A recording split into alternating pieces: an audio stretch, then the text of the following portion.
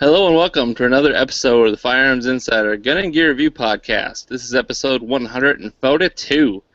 On this show, we showcase gun reviews, gear, and anything else that gun enthusiasts may be looking for. We strive to evaluate products from an unbiased and honest perspective. I'm your host, Ryan Cross from the Firearms Radio Network, your source for broadcasts for shooters, hunters, and gun enthusiasts. This week I got with me Chad, Rob, and who's that other guy? Oh yeah, Tony. How's it going, guys? Hey, what's going on? Yeah, it's going good here. So, did anyone do anything good in guns this week? Good or fun or what are we talking bad, about? Neutral? I don't care. I've got a chronograph in that I actually got off Amazon with the affiliate link, and it's one of the ones you hook it to your phone, and so I went out and tried it out, and it seems to work fine. So who makes that one? Is that the Caldwell? Yeah, it's the one that's like $70. Cool. Yeah, it works good for what it is. I mean, it's not one of those fancy like magnetic ones or radar ones or anything like that, but I needed one and it was the right price, and so I did that. And I got some more stuff in to review. I got a Osborne inside the waistband holster that I'm wearing right now to review, and HoloSun sent me one of their little red dots that are, it's a dual reticle, it's got the circle dot or just a dot, and it runs off solar or battery, so it's kind of cool. There you go. Those are nice. Yeah, I was experimenting with it, in dark, light, and it's pretty cool how it adjusts the brightness and works. You can set it to manual also, but otherwise it runs off that, and so it looks pretty cool. I haven't sighted it in or anything. It just showed up yesterday, so. Cool. How about you, Rob? Did you do anything guns this week? Well, I wish I could say I did something really awesome and cool, but no. I did get my concealed carry permit from Florida in, which it only took about 10, 11 days from the process and a few days to mail it to me, so I thought that was a pretty darn good turnaround considering my North Carolina ones took almost 2 months to get. Yeah, that's cool. Yeah. The nice thing about Florida is they're issued by the Department of Agriculture, I believe, so you don't have to go through your local sheriffs to get them. Right on. How about you, Tony? I had some fun this week at the range, or last week at the range. Went in with my AR versus SKS with the accuracy department. Just having some fun, some old ammo with AR, so I could practice. Actually, someone gave me a bunch of old ammo from the AR, range ammo, so I was shooting that. It wasn't exceedingly accurate, but my SKS was turning in really tight groups with regular, steel-cased ammo, so I had a lot of fun with that. Have a competition coming up soon, so this week I'll be going out shooting at SKS at 100 yards because that's going to be the competition. Iron sight, 100 yards with Soviet surplus firearms. So I'll practice this week. Nice. Well, speaking of comm block weapons, I couldn't mention on the last show because it was still kind of under the radar with the missus, but she found the receipt. I'm all in the bathroom and she's like, "Sweetie, oh yeah, what's this Washington Military Depot receipt?" I don't know. What's an M44 rifle? I don't know. It's a Mickey Mouse rifle, Model 44. Why did it cost $300? That's a lot of good questions. Which one do you want first? So, why did it cost $300? Because I bought it 5 years too late. You're supposed to just answer yes. Yes. No. The appropriate answer is, honey, would you like a glass of wine? Yeah, that or works. a case. Show the M44, man. Come on. Yep. So this is the M44 I got. I've always wanted one. And then in my area, I'm assuming in most areas, people pretty much price gouge these guys when they're selling them used. If all the numbers match, that gives them an excuse to sell it for $400 to $500. I've always kind of wanted one. I've got the 9130, and it's ridiculously long. I mean, the reason why it's so accurate at 200 yards is because it's already 50% of the way there. So I was at this military depot shop that's actually close to where my parents are, and because I actually just got my stitches out, and then I was like, oh, I've got some time. I'm going to stop by and see what they have at the shop. And they actually had two M44s. One was $340, and then this one was $300. It didn't come with the sling and the oil can and all that crappy surplus stuff that they give you. So I really like the wood on this guy. I mean, all the grains pretty much straight. There's not really any dents or nicks in it too much. It is Hungarian. It's a 1953. It does not have matching numbers, unfortunately, but for $300, this is just kind of exactly what I was looking for. Yeah. So I got it. And I for like those it. of you listening to the podcast, we really apologize, but Ryan is showing a really nice rifle. Yeah. So if you're not familiar, the M44 is the shorter of the Mosin Nagants, and it has a bayonet that's attached to the barrel. It's hinged, so you can have it folded and pointing toward you, and kind of safe and stowed away, or you can deploy it and lock it in the outward position, so you can then, go stabby on some stuff. Do a bayonet rush, old school style. So I'm pretty happy with it. I still haven't shot in it yet. Depending on how the accuracy is, I might just get rid of my 9130 because I originally wanted this guy. I didn't need something so big that, I might keep both. It's kind of nice they both use the same ammunition, 7.62 by 54R. It's fairly inexpensive. It's kind of like a, what do you call this, the poor man's 30-06? 30-06, yeah. Yeah. So I got that. I'm paying for it now. I call it Russian guns from, like, I don't know, 1800s or something. Ryan, you just need to hit the forums and spend some time with talking to Tony and Chad about how to get these guns in your house without the wife or the girlfriend finding out about I succeeded in getting it in the house, but like a dummy, I left the receipt in my pocket, and so it fell out of my pocket when we were doing laundry. And so that was stupid. Yeah, right? That's my bad. So if you're going to try and pull a fast one, you have to hide the receipt or destroy the receipt. I'm just going to say eventually they stop caring, and you get something out of the safe, and they're like, where did that come from? And you could have bought it yesterday, or you could have bought it 4 years ago, but they don't know any different, and they don't care. I think that's what I was trying to go for, but I got in a lot of trouble just for the fact of I was like didn't come out with it. I wasn't up front with her, so that you weren't out of the closet. Yes. That bummed her out more than me actually buying the gun itself. But Don't worry. Only $300, and I sold a lot of. I've sold like almost easily over $1,000 in like extra parts in the last couple of months, just extra AR parts that I don't use anymore. But the fact that I just got all my medical bills in, she was kind of like, really? Could you really afford a gun right now when you've got these hospital bills? I'm like, yes. No, but who cares? No, but who cares? It makes me happy. Let me run this past you. A couple of things. For one, so what? It's hospital bills. They can't repo your leg. So it went on your part. Okay. Two, she's talking about, well, honey, what was that, sweetie? What is this receipt? What's the M44? Yeah, obviously you guys are just fiancés because my wife saw my SR22 Ruger box and she thought it was brand new. I'm in the bathroom. I get someone beating on the door with the SWAT team. I'm serving warrants knock. And she goes, hey, MFer, what the F is on this effing thing? Did you buy another effing gun? So slightly different once you get that ring on her finger. I'm just saying. And so you guys said it was going to get better, but that sounds like it gets worse. Oh no, because I just walk out and I go, no, I bought that a while ago, and she doesn't even recognize that I bought a shotgun last month. So yeah, it just. And she doesn't listen to the podcast. I'd like to thank all the listeners for tuning into the How to Cheat Your Wife and Get a Gun show. Hey, look, it's a good thing she's downstairs, Tony, drinking wine coolers. You dang right it's great she's downstairs drinking wine coolers. That's what you need to do, Ryan. You bring the gun in, but before you bring a case of wine in to distract her, say, here, honey, have some wine, and then you go outside, get the gun. That wouldn't do me any good. No, don't get her drunk and bring guns in the house.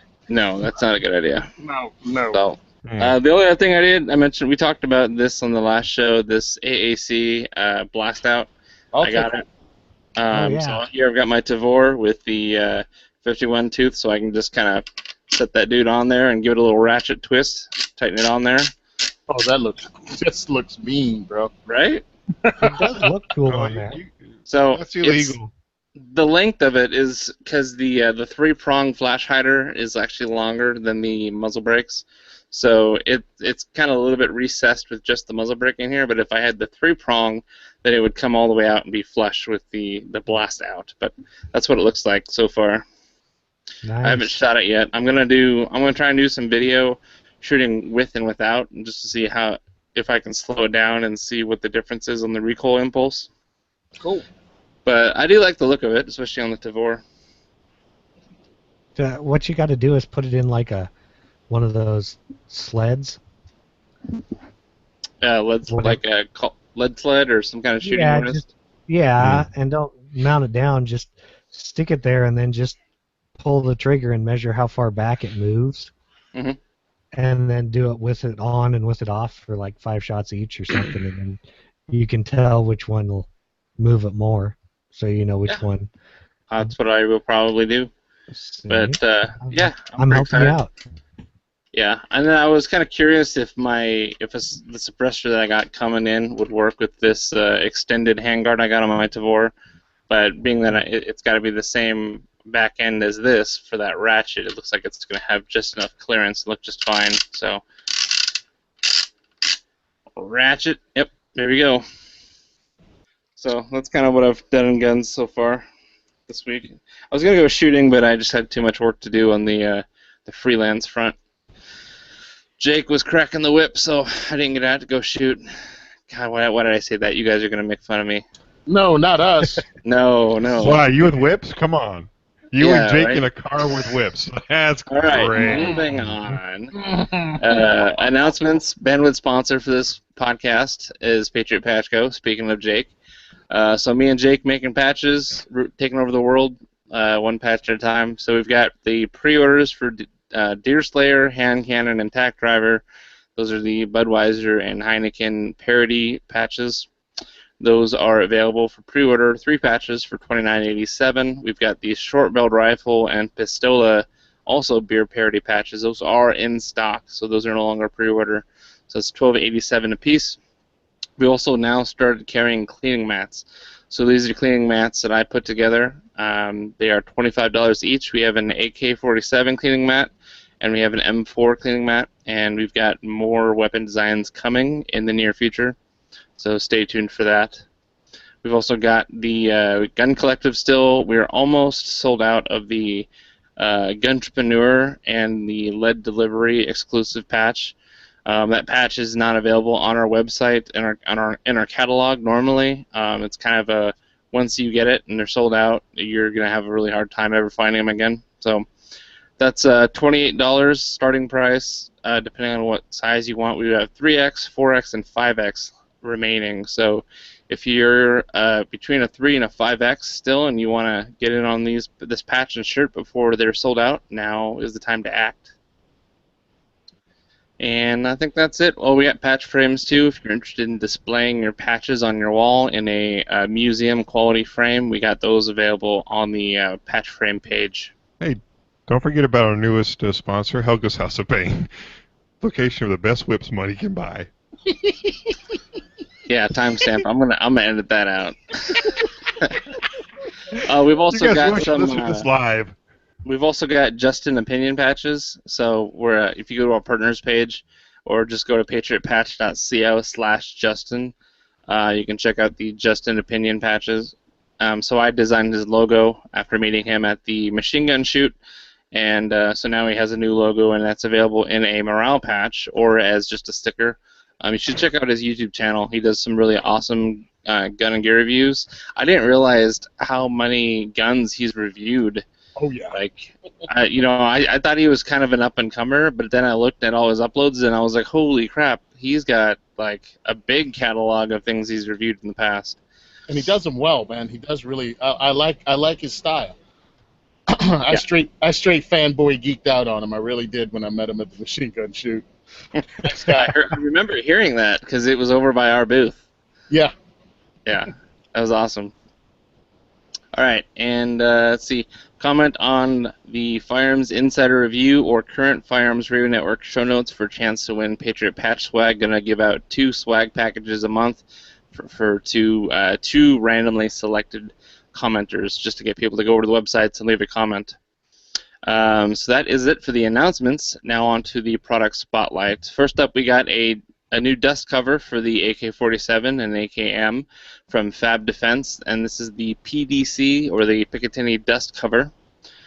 So there's been quite a few companies that came out with solutions for adding optics onto the AK-47 dust cover, and they've all been pretty much expensive and required some manipulation in order to because AKs vary so much across as far as tolerances go, and having a solution to fit all of them, that someone who with an MPAP or a Wasser 10 or I can't name them all off the top of my head, but you get what I'm saying. So Fab Defense has partnered with you can get it from Zahal, Israeli tactical gear.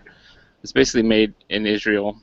So it's an aluminum replacement dust cover with milled Picatinny scope mount for both AKM and AK rifles.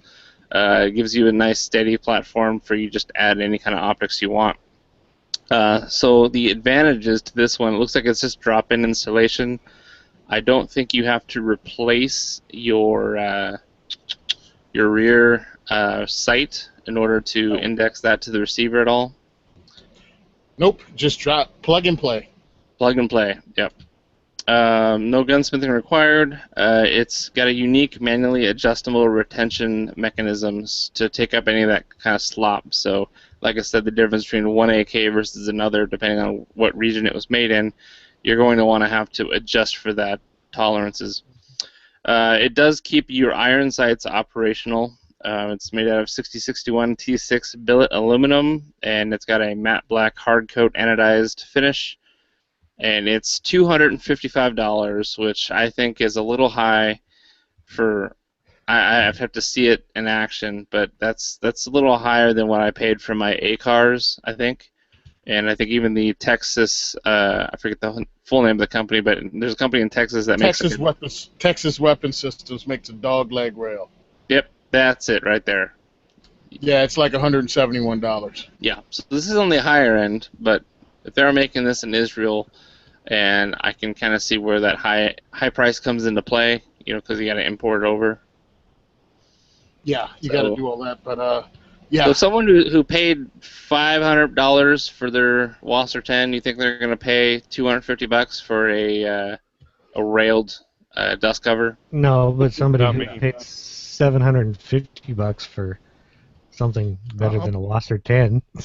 I've got an AK with one of those rails on it. I just use the iron sights.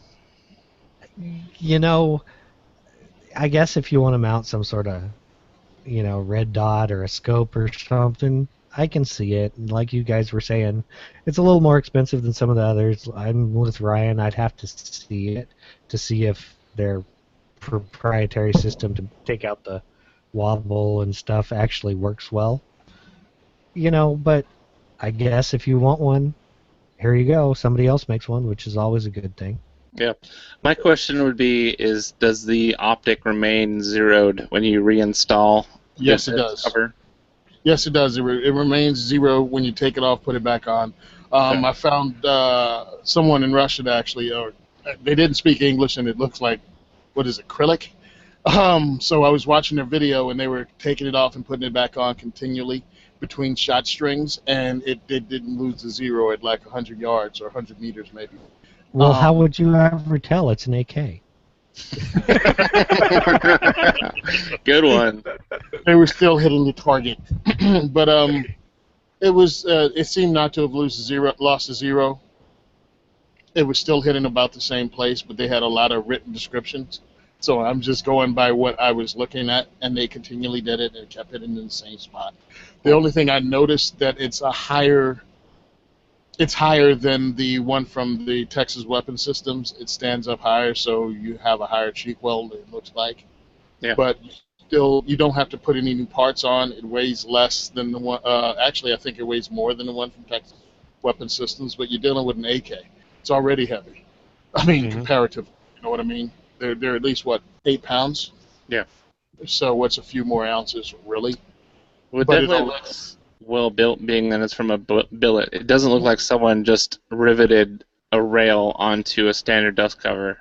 Yeah, it's Wait a not minute. some of the I cheaper think the ones. self-professed best gun interviewer or reviewer on the planet, Nothing Fancy, would disagree with you there, Tony. You Well, got to not. watch those ounces. Yeah, whatever. Yeah, whatever. I won't listen to an Air Force cargo pilot. Um, reserve cargo pilot. Schmack. So, but what I will do is I watched a couple of different videos of it. I think it's a solid piece of kit. You don't have to take any parts off. One of the things with the side-mounted mount is that it affects some of your, if you have an optic on the side mount, it affects when you fold your stock. You know what I mean? If you fold your stock on that side of it. So having something like this allows you to have an optic on top of the rifle, close to bore line, much closer than you do if you have one of those side mounts. So I think it's a good thing. It's a little more expensive, but it's kind of new, and there's not a lot of them being made right now. Price might drop eventually. The dog leg is cheaper, but the dog leg you have to pull off you have to get rid of your stock front sight. Yeah. Rear sight, and it hinges where the rear sight is, where it goes together. It's a solid system too. They're on generation 3 of it right now. It's gotten better as it's gone along. So either one's like $170 plus, and this one is like $240, right? MSRP. Yeah. I just think it's funny you got an Israeli company selling parts for a Russian gun. Well, they have a lot of Russian guns over there. All the ones. I just think it's cool. All the ones their enemies dropped and left behind when they kicked their butts. True. Sweet. So, yeah, it's kind of interesting, and I'm glad that our resident comm block expert, Simonov, could weigh in on that. Antonovich Semenov. All right. So the next product we actually got 2 products from Recover Tactical. I've been wanting to talk about these on the show for a couple of weeks, but just the way products have kind of stacked up, I've pushed them on to this week. So Recover Tactical, if you remember, we talked about them a couple times. They've got the plastic grips that give your non-railed 1911 rails by swapping out the grip panels, and then the polymer goes underneath the trigger guard and in front, giving you a rail system. So it's pretty innovative, and I'm starting to see it a lot more like on the shelves at like Cabela's and Sportsman's Warehouse and big box stores. So now they just came out with some innovations for the Glock. If you've got a Glock Gen 1 or Gen 2, it does not have any kind of accessory rail for lights or lasers. So that was kind of an issue that they resolved. I'm kind of going in opposite order than my show notes here, guys. So we're going to talk about the rail first. I think I got the pictures mixed up. So anyway. Yeah, whatever. Yeah. So if you've got a Glock Gen 1 or Gen 2, it doesn't have that accessory rail, and now you can get this Recover Tactical RC12 rail and clip for the Glock 17 or 19 Gen 1 or Gen 2. So it's only $32.45, and it just kind of clamps onto the front of your trigger guard, and it's got a couple screws going underneath the dust cover, and it gives you a little bit of a polymer rail for you to add a lighter laser. So, Tony, don't you get experience with older gen Glocks, picking them up for the value? There you go, right there, Gen 2 Glock 19.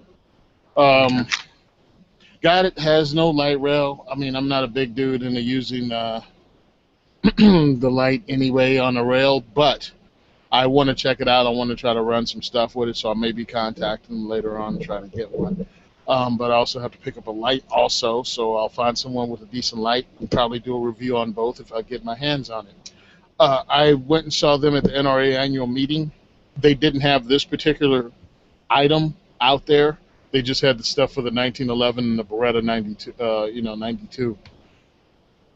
NC Star makes a Picatinny rail attachment for a Glock. It looks like it's not very sturdy. A friend of mine, Sean from Black Bag Resources, picked one up for his 1911, and he said pretty much it came immediately off after mounting it on.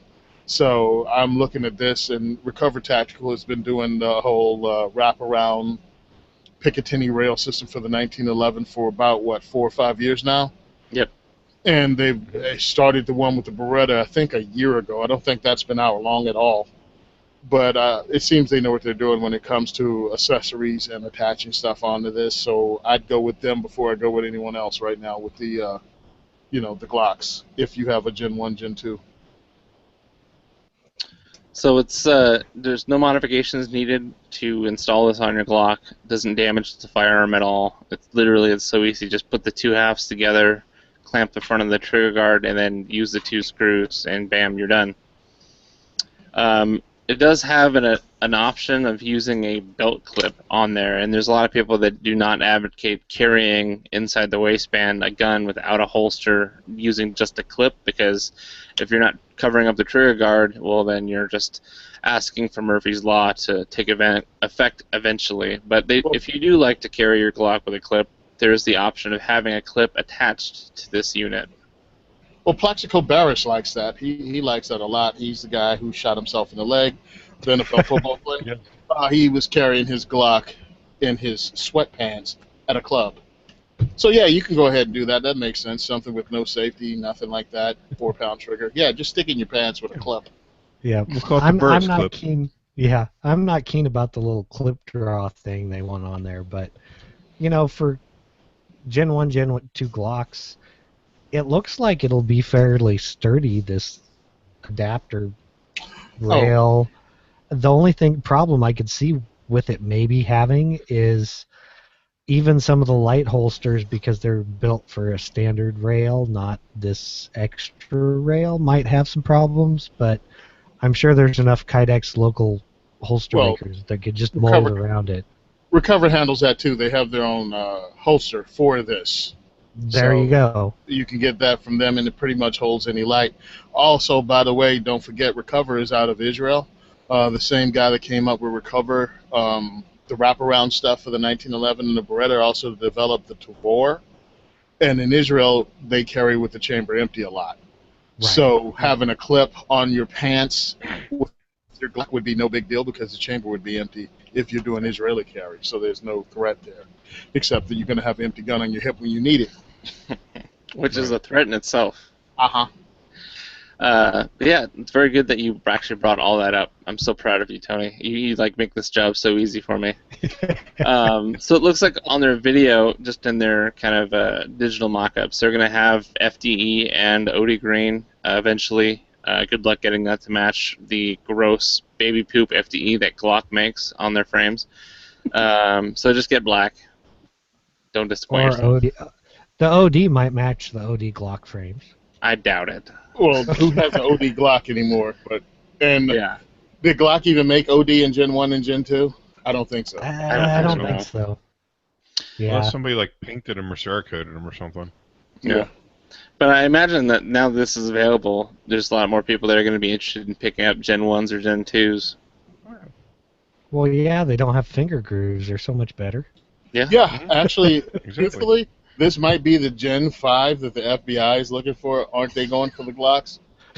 Yeah, they were. So it's going to have a pick rail and no finger grooves. Bam! Full Gen 5 Glock right there, baby. So all you have to do is find some of those police trade-ins around the $300 mark, and whoop, there it is.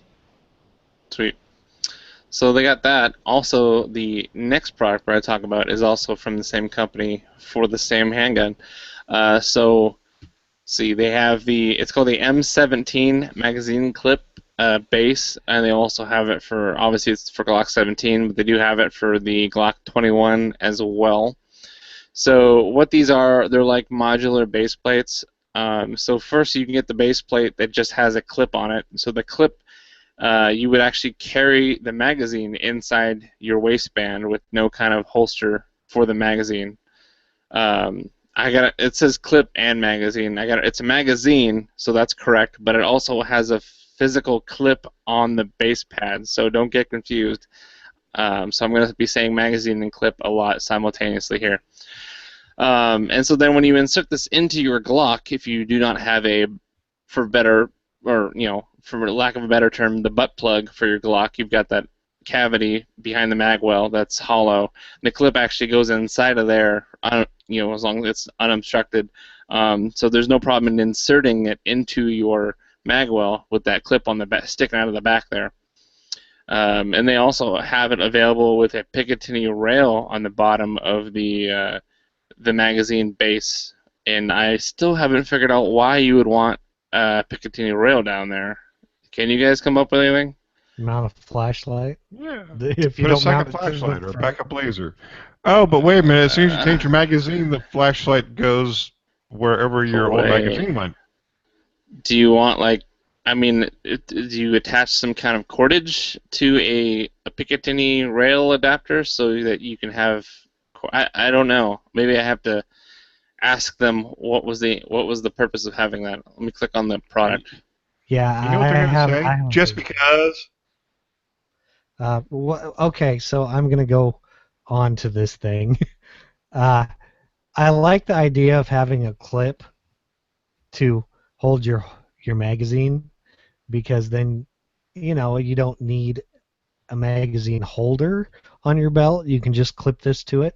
I like that, but I see that my guess is that when you try to load this magazine fast, you're either going to hang up on the clip or not be able to load your magazine because you busted it up, or basically poke a hole in your hand and yell and scream obscenities as you're reloading. I can predict what would happen if I bought one of those with that little flippy thing on there. I'd probably break the clip in about a week. About the second time you did a reload quick, yes, you would hit it and bust it off or bend it. Or I mean, you use the clip and you clip it to your belt, then you brush up against something, or you scuff something, or bump against something when you're getting in and out of your car, and there goes the magazine. Yeah. So watching their video on their page, they actually show it being used in like your regular front pocket of your pants, and the clip helps to keep the magazine upright.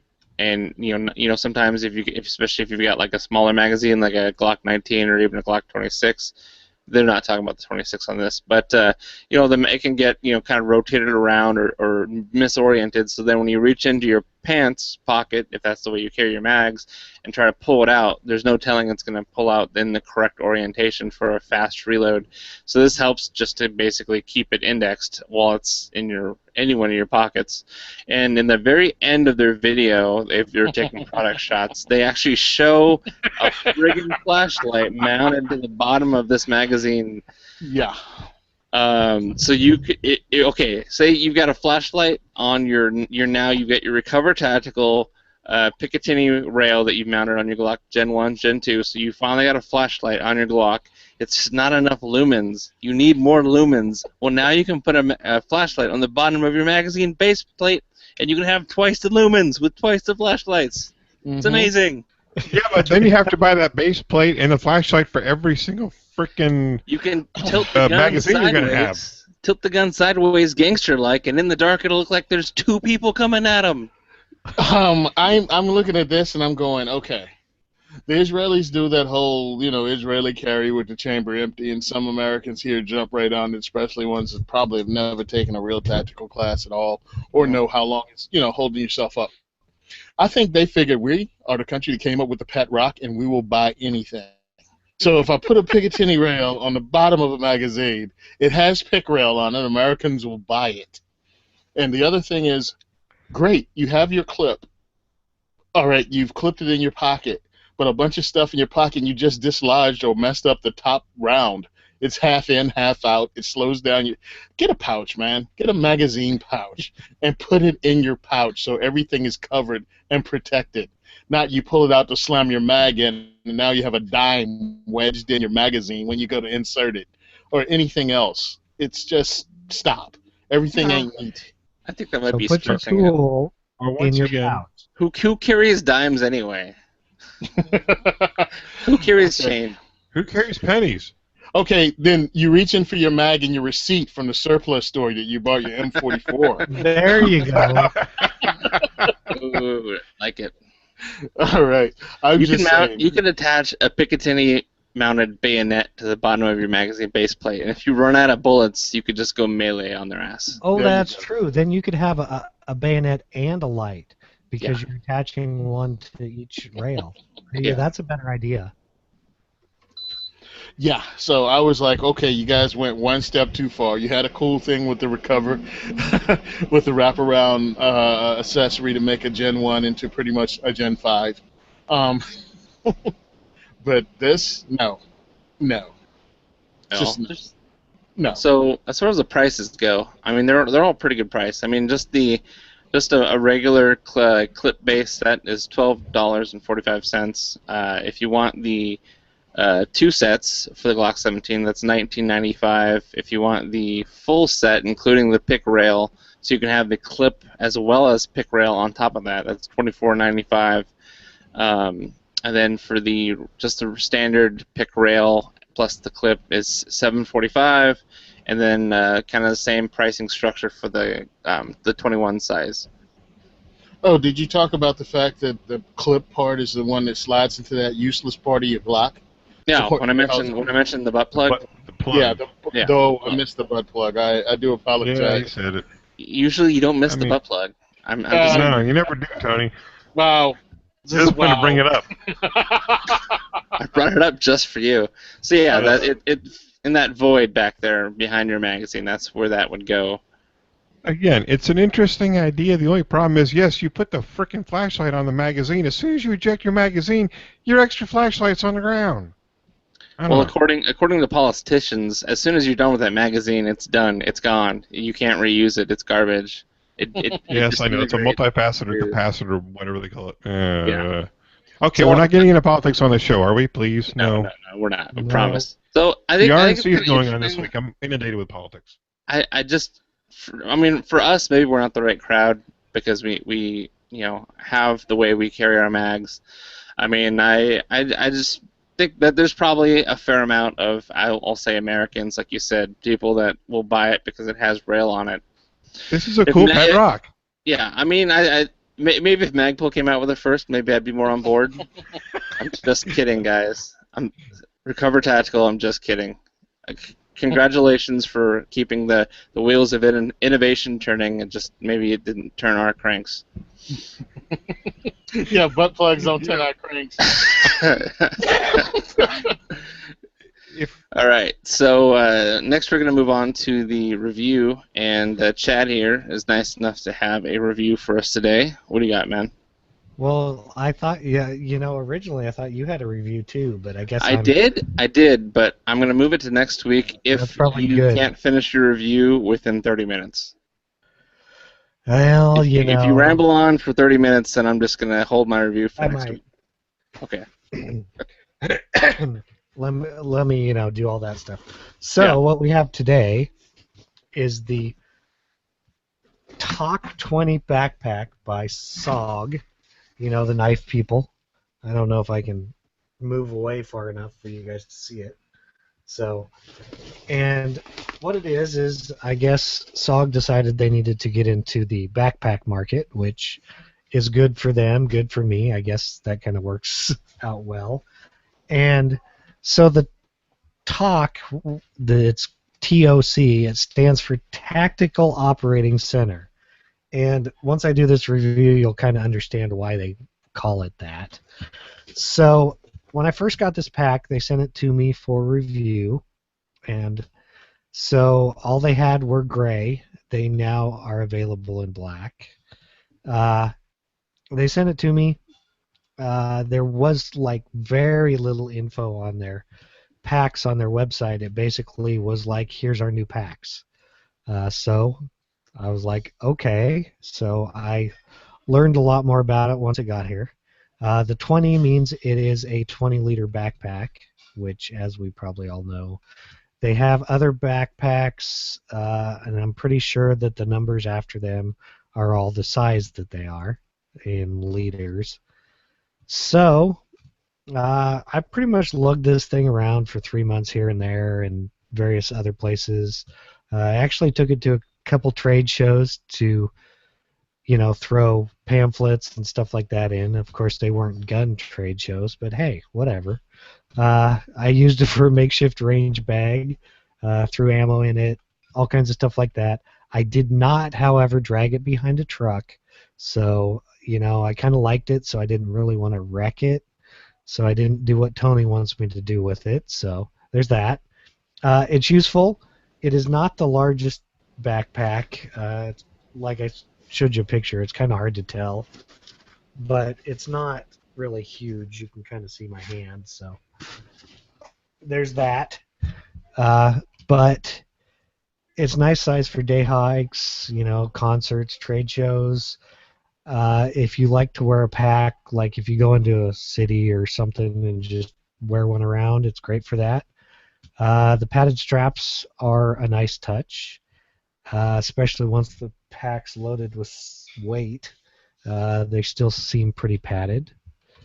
They're quickly adjustable with pull straps.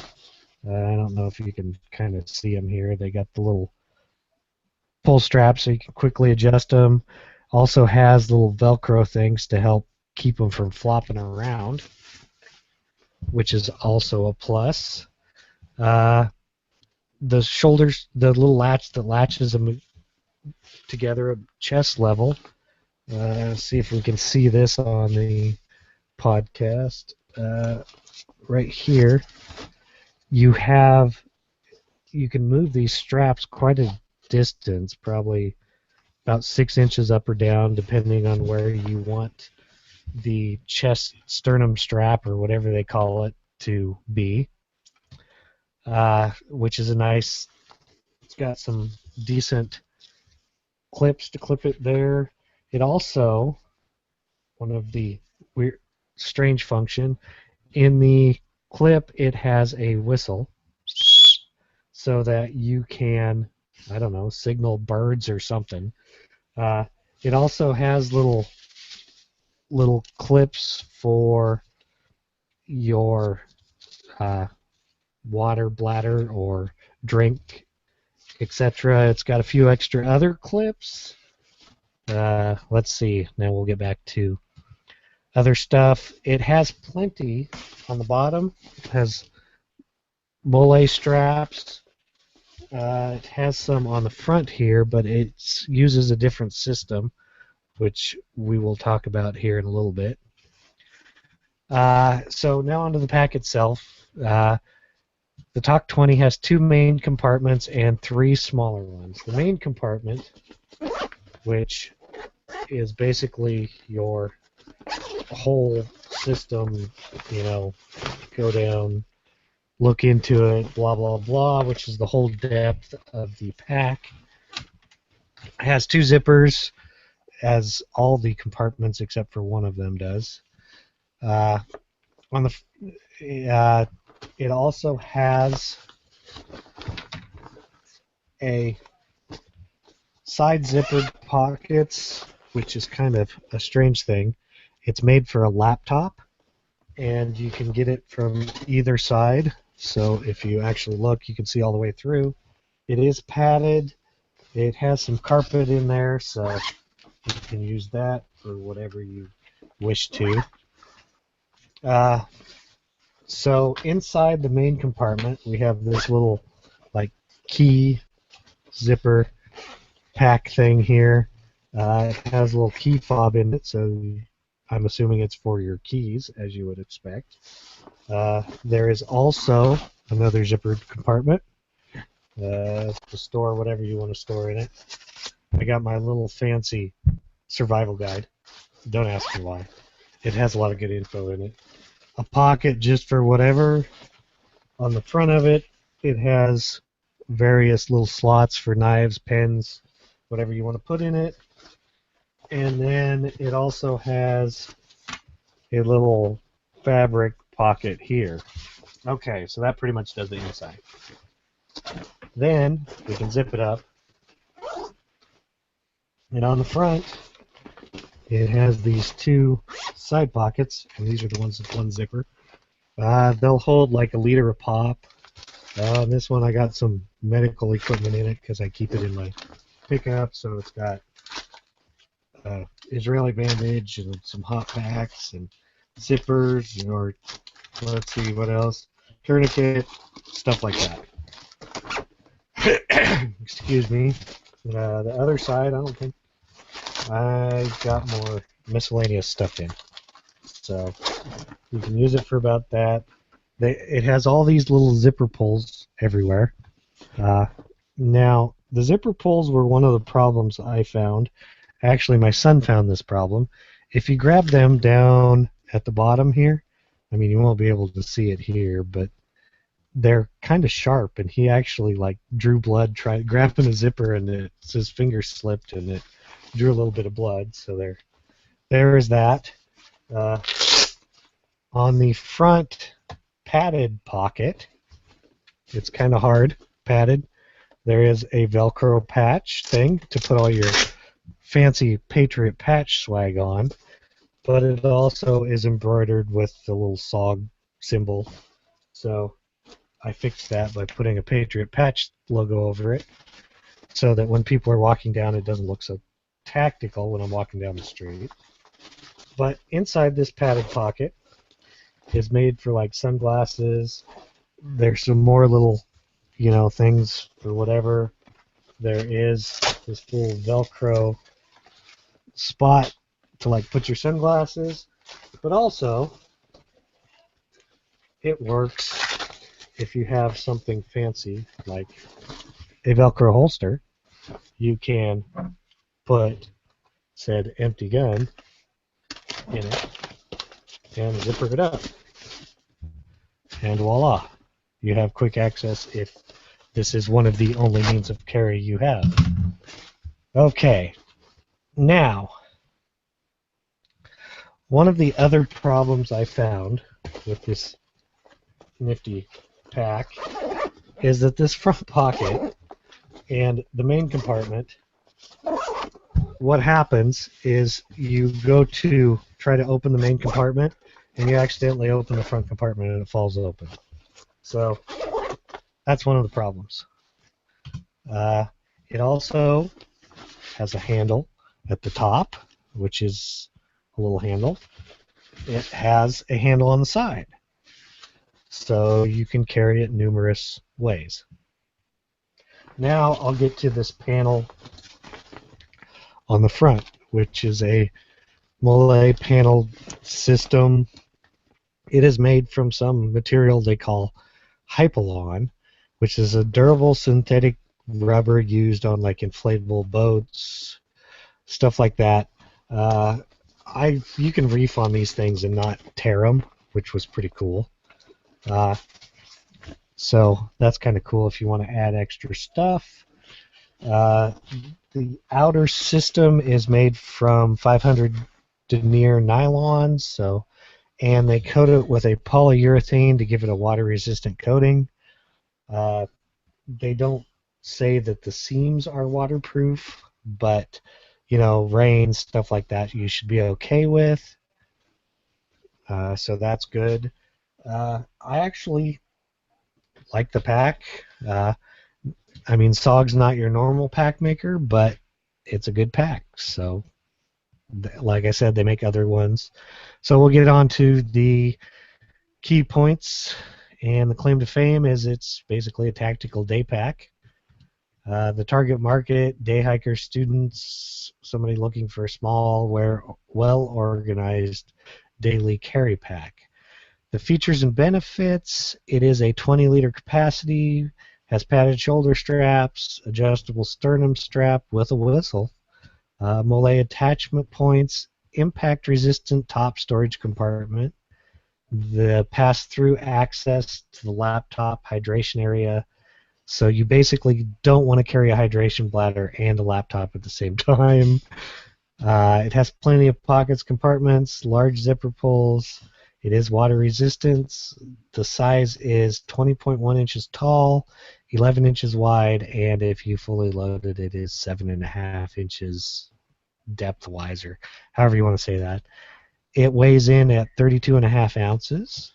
You can also get it in black. So what others are saying, scratch at SOG Knives, because nobody, I guess, has reviewed this pack yet. Thoughtfully designed in a real good quality. I've long been a fan of SOG products, and I've had high expectations for the TOC 20.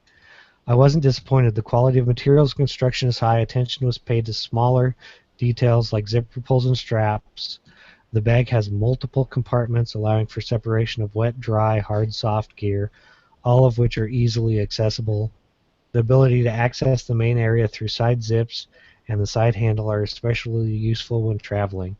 The impact-resistant top pocket is cool because when you open it, it acts as a tray, something I've liked on various fishing gear I've owned, which gives good access to the contents without the risk of stuff falling out. Finally, comfort. I'm over 6 feet, 250 pounds with broad shoulders. Most day packs have straps that are either too narrow, too short, or badly angled. The straps on my TOC 20 fit comfortably, even when the bag is fully loaded. It also feels good against my back while hiking or even jogging. If you're looking for a well-made, versatile day pack with quality construction and features, the TOC 20 is a solid choice.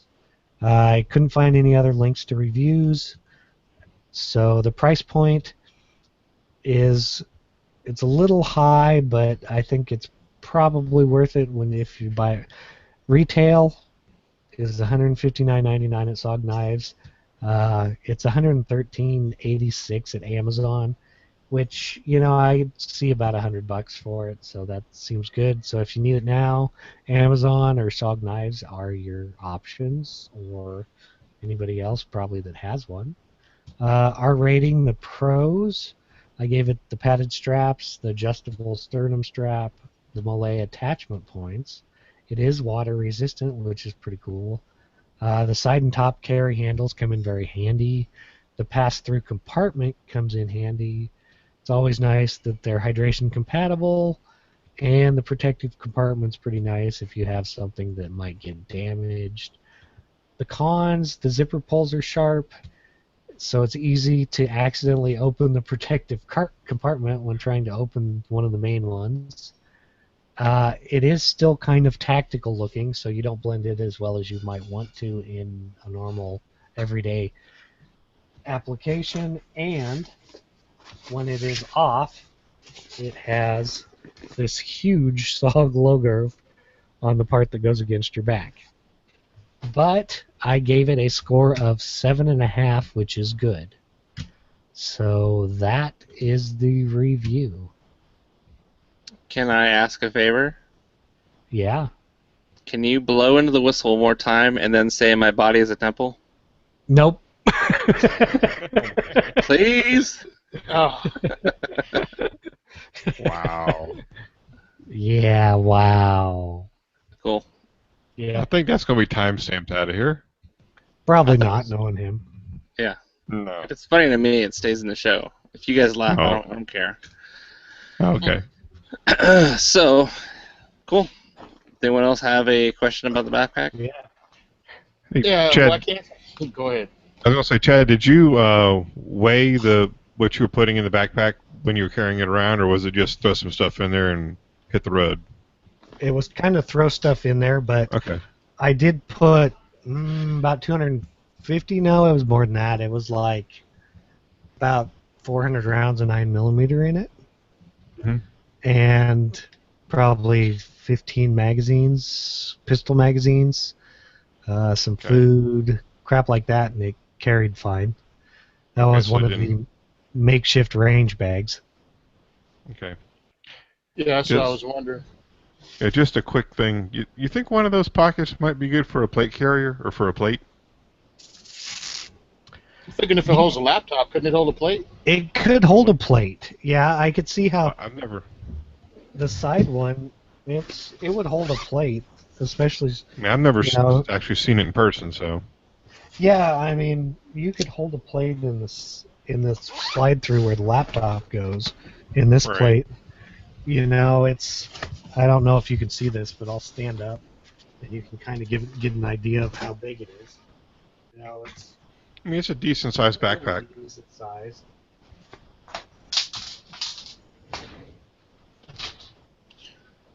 Now Cool. that I lost my earphone.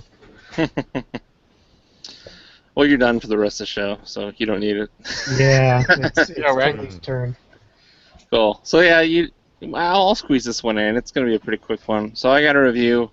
Alien Gear contacted me. They have a kind of a new product that goes along with their outside the waistband holster, which I happened to have reviewed some months ago. So the outside the waistband holster, the cloak mod, is what I reviewed before, and they basically came out with a dock for it. And so this is called the Cloak Dock, and it's just a couple of glass-filled nylon parts. It's got 2 brackets, and it's got a docking bar. So you take this and you mount it to your wall, your drywall, sheet metal, a plastic on the inside of your vehicle, underneath the steering column, or against inside the console, on the side of the console, and it allows you to dock your holstered weapon in anywhere you want it. So it's pretty user configurable. On the actual docking bar itself, showing up to the camera, there's 2 sides to it. One says saddle side, and the other side, the flip side, says shell side. And that means which side of the holster is actually sticking out towards you. So right now I have it where it says paddle side, so I then take the holster and paddle side out. I slide it over the dock, and it should just kind of snap together just like that. So now I can mount this to the inside of anything I want or outside of anything I want. And it's kind of a cool innovation that you can attach this to like underneath your desk if you want to be like the movies and have a gun concealed underneath your desk while you're at the office.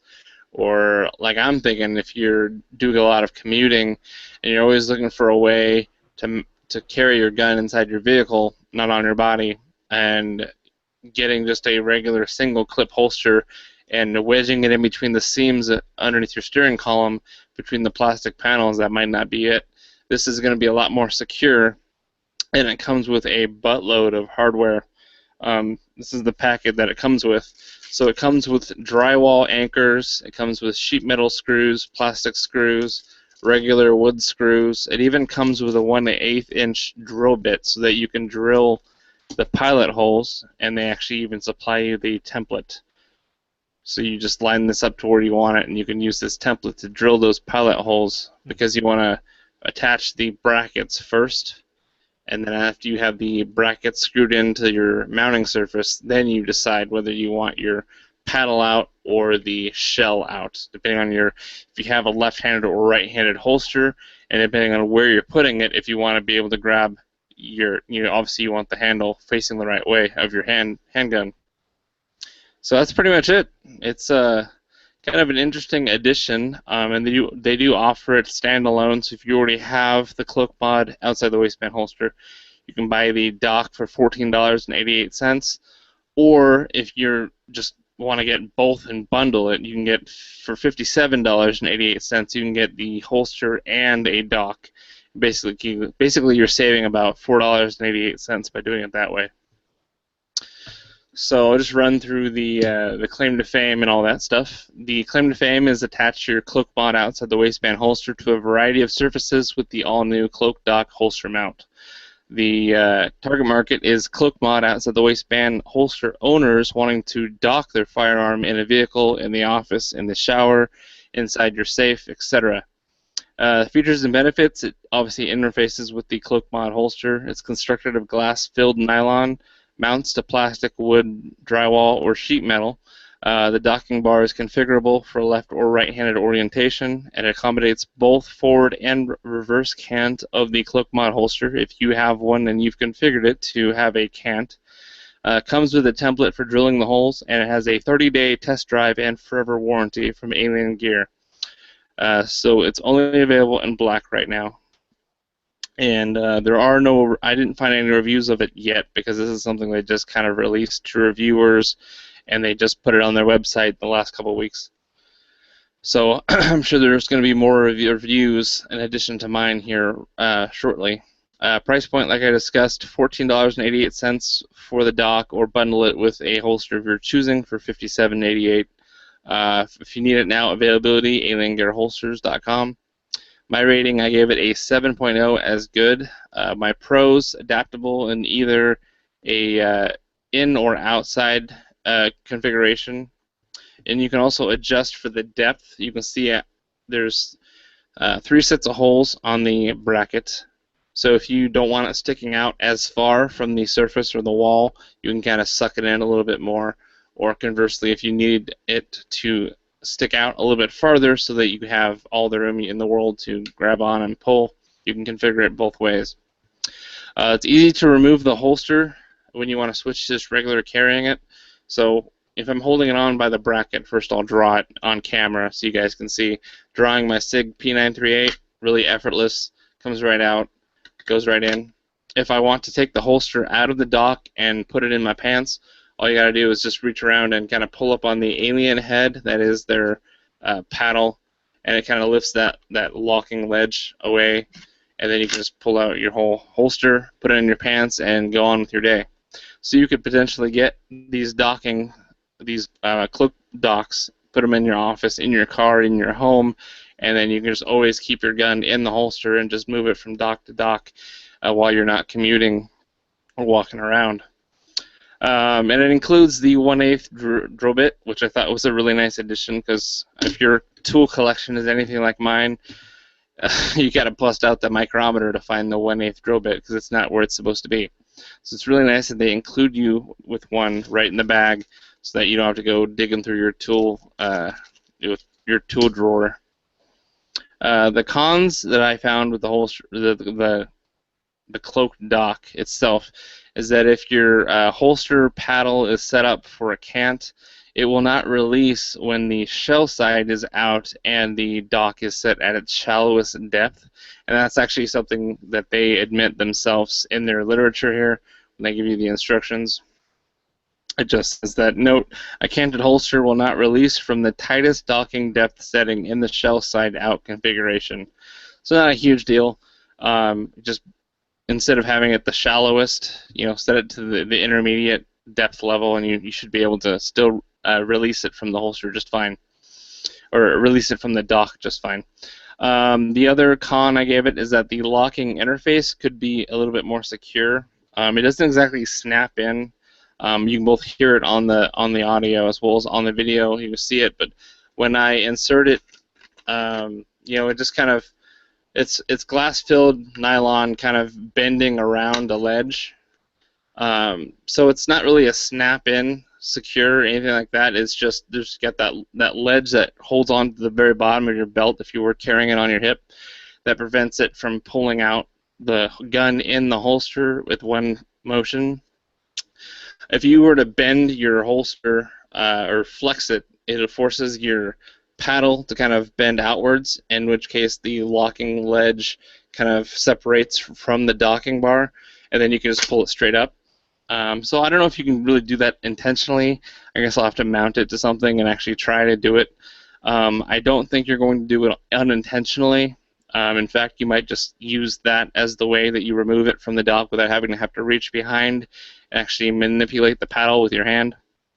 But if it had some kind of locking mechanism, that would be preferred, but being that they're taking an existing holster that they already have out in the market and they're adapting a dock for it, I kind of understand how these two interface with each other. But I still gave it a 7 as good. I think it's pretty fun, or not fun, wrong word. It's pretty awesome that you can attach this to, kind of unconventional surfaces. Like I said, the plastic of your dash in your vehicle. If you wanted to screw this into the fireboard in your safe door, and that way when you open your safe, you've always got a handgun you could have around in the chamber, safety on, hammer back, and have it ready to go. So instead of having to pull it out of a rack or any kind of safe handgun supporting system, it's just attached to the door. You just grab it and go.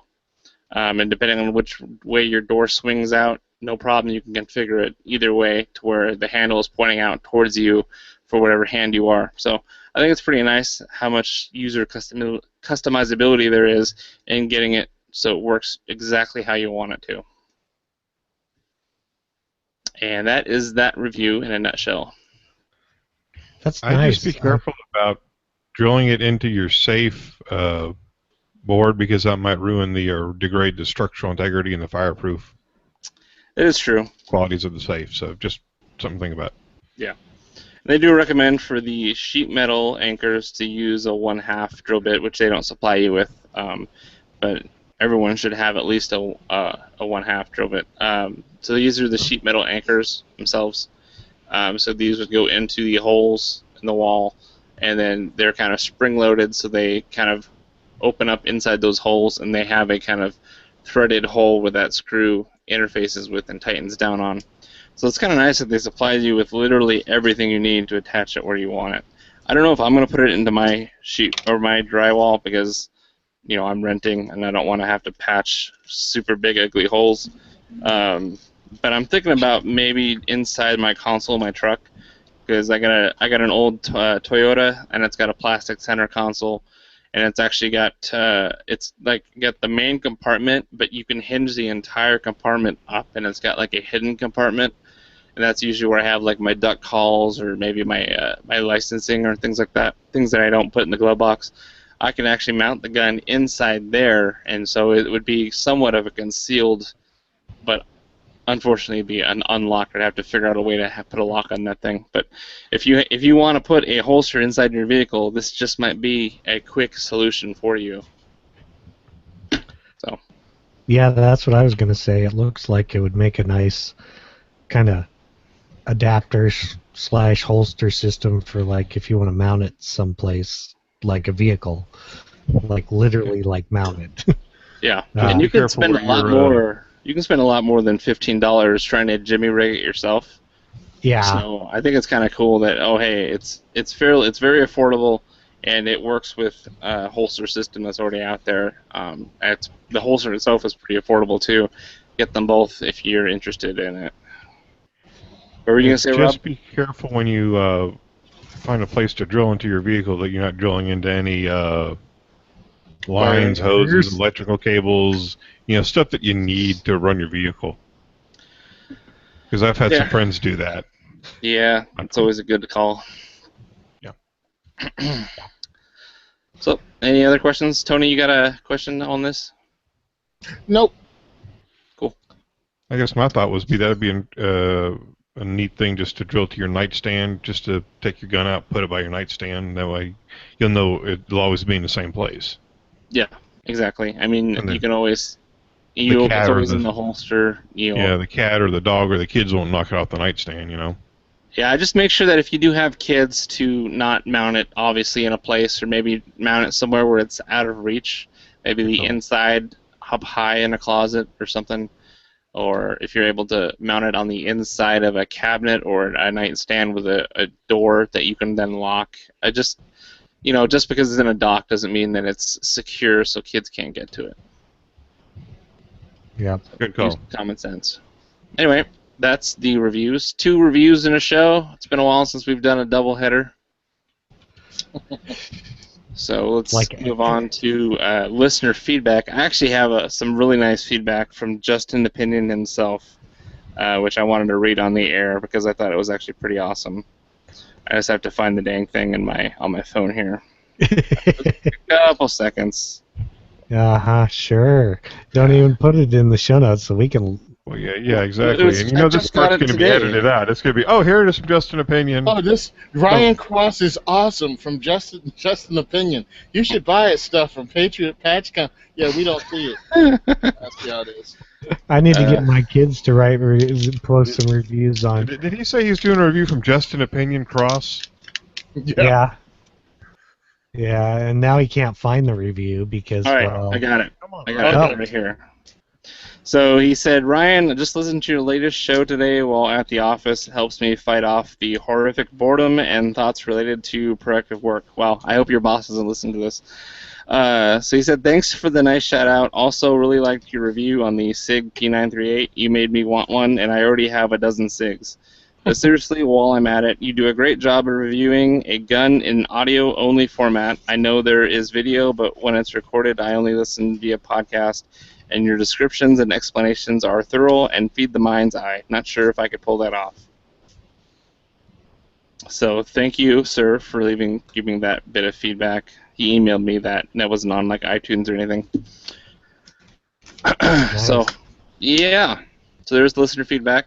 For now, it's time for the Second Is for Everyone Diversity Shoots / I think Rob wants to do a plug for the Friends for the NRA. So who wants to go first? I guess Tony. Yeah, I'll let Tony go first. Okay, I'll go first. Second is for Everyone Diversity Shoot is coming up on August the 11th at Gun for Hire Range in Woodland Park, New Jersey. It will be $10. That will be your range time. Come in first thing, pay your range fees, fill out any paperwork if you're a first-time visitor, come in the classroom, get a cool free swag, meet Second Amendment groups. We're going to have a few of them there. Speak to them. Find out what you can do to help. They'll tell you what you can do to help. I also have paperwork to get your pistol purchase permit paperwork started. Also, firearms ID card. We have that stuff available. So it's going to be a lot of information is going to be available to you. I have some free targets that are going to be given to you. A chance to win a bunch of T-shirts, even some lights from Streamlight. Going to be available for anybody that comes in the front door. If you want to follow and look at some pictures from the old events, go on Simon Says Train on Instagram, and you can check out some of my pictures. I try to post something every day. I feel I have a decent amount of content. So that's it for the Second is for Everyone. Again, August 11th, Thursday, 6 p.m. First 10 people through the door get special prizes. That's it. That's it for me. Sweet. Those are the patches that say "I love Ryan," right? No. No, they say FDE baby. Yeah, FDE Magpul. I've decided I'm going to name rocks. I'm going to name my firstborn son Tavor. I thought it was going to be Magpul. No, it's No. Magpul Devore. Yeah, no, Magpul's his middle name, so it's going to be Tavor Magpul Cross. Okay. You were Oh, halfway, okay. Tony. Just had it reversed. Okay, my bad. So, Rob, you got someone you want to plug? Yeah, real quick. Yeah, I just got down to Florida, and no sooner did I get down here than I got involved in the Treasure Coast Friends of the NRA. They're doing a banquet / fundraiser for the Friends of the NRA. It's September 16th, Friday night. I'm doing this from memory. It's going to be in Stuart, Florida. Just Google Treasure Coast Friends of NRA. There'll be information on the website, or get in contact with the show, and Ryan will put you in touch with me if you're down in the St. Lucie, Martin County area of Florida.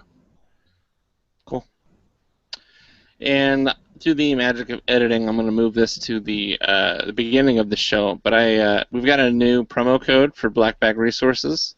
Oh, great. So, Here we go. Oh, this ought to be great.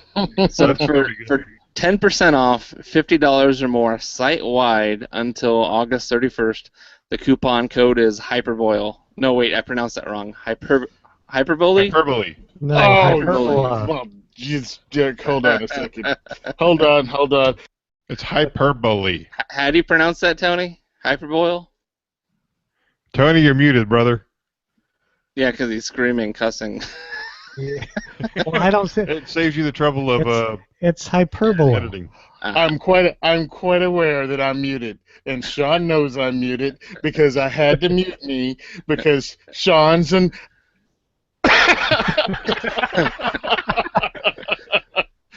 Oh, you know what? Okay. Okay, he's gonna get it.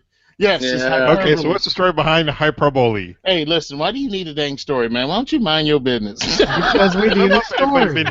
And I want to know. It sounds like a funny story. Or do we need to get him back on here to tell us this? Yeah, you're gonna have to Hey, get him the back guest on. next week will be Sean from Black Dog Resources or Black Bag Resources or who gives a crap. As long as he explains us the meaning of hyperbole. No, what did Ryan say the first time when you read it? Hyperboil? Yeah, hyperboil. So let's just say there was a conversation between myself and, I don't know, Sean from Black Bag Resources. And I may have said hyperboil, and he was like, what? Now, you know when your friend says what in a way that you know he heard you, but he just wants you to repeat it so he can goof on you? Yeah, that was that what. So that's when you put water on the stove and you turn it up too high, and the water actually starts to deflagrate, and so it hyperboils. Is that right? I hope you drop your Mosin on your head. Excellent. Dude. All right, so wrapping up the show, send questions or comments to gungearreview@gmail.com. Remember to subscribe and leave us an iTunes review. Check out all the other shows on the Firearms Radio Network at firearmsradio.tv, and be sure to visit the Firearms Insider for reviews and industry coverage. Thanks for joining me on another awesome show. I will see you guys next week. Later. Yep. See you guys later. I gotta send Hyper ball. I Hyper gotta boil. I have to send an email full of expletives. Okay.